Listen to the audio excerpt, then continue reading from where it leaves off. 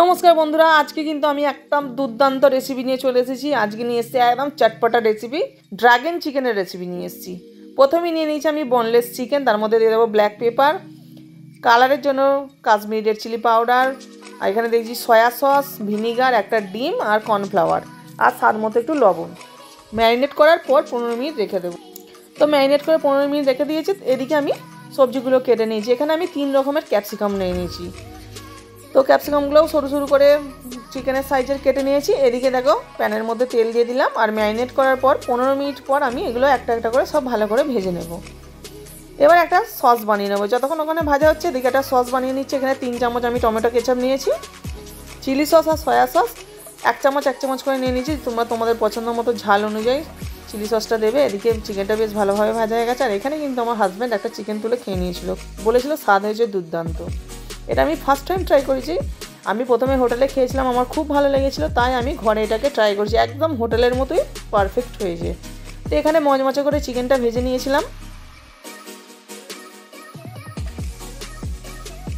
এবার সেম তেলের মধ্যেই আমি 4-6টা, মানে যার যতটা ঝাল খেতে ইচ্ছা করবে ততটা পরিমাণে লঙ্কা দিয়ে দেবে, শুকনো লঙ্কা তেলের মধ্যে দিয়ে দিয়েছি। এর মধ্যে বেশ কিছুটা মৌরি দিয়ে দিলাম, এতেই আসবে আসল ফ্লেভার।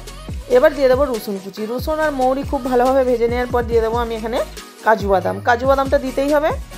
কাজু বাদামটাও 1-1.5 মিনিট ভেজে নেওয়ার পর দিয়ে দিলাম আমি মোটা মোটা করে কেটে রাখা পেঁয়াজ, ক্যাপসিকামগুলো 1-1.5 মিনিট ভেজে নেব, যাতে সবজিগুলো নরম না হয়ে যায়। তার মধ্যে আমি যে মিক্স করে রেখেছিলাম সসটা, ওখানে আমি সসটা দিয়ে দিলাম। এখানে চাইলে তোমরা কাশ্মীরি রেড চিলি পাউডারও দিতে পারো, কালার যদি তোমরা চাও।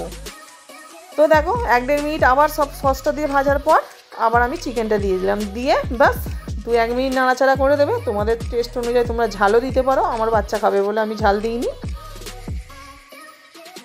তো এবার শেষে কী করবো, ওপর থেকে আমি সাদা তিল ছড়িয়ে দিচ্ছি, দেখতে ভালো লাগবে, হোটেল স্টাইল লাগবে সেই জন্য। এখানে আমি স্প্রিং অনিয়নও দিয়ে দিচ্ছি একটু।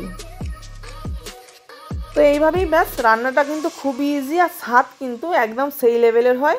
আমার তো খুবই ভালো লাগে। তোমরা ভালো লাগলে অবশ্যই লাইক, শেয়ার, কমেন্ট, চ্যানেলটা ফলো করে দেবে। যারা ইউটিউব থেকে দেখছো তারা কিন্তু সাবস্ক্রাইব করতে ভুলবে না। তো চলো, দেখা হবে নেক্সট অন্য কোনো ভিডিওর সাথে। আজকে এখানেই শেষ করছি। টাটা, বাই বাই, ভালো থাকো, সুস্থ থাকো, আর আমার নতুন নতুন রেসিপি দেখতে থাকো, কমেন্ট করতে থাকো।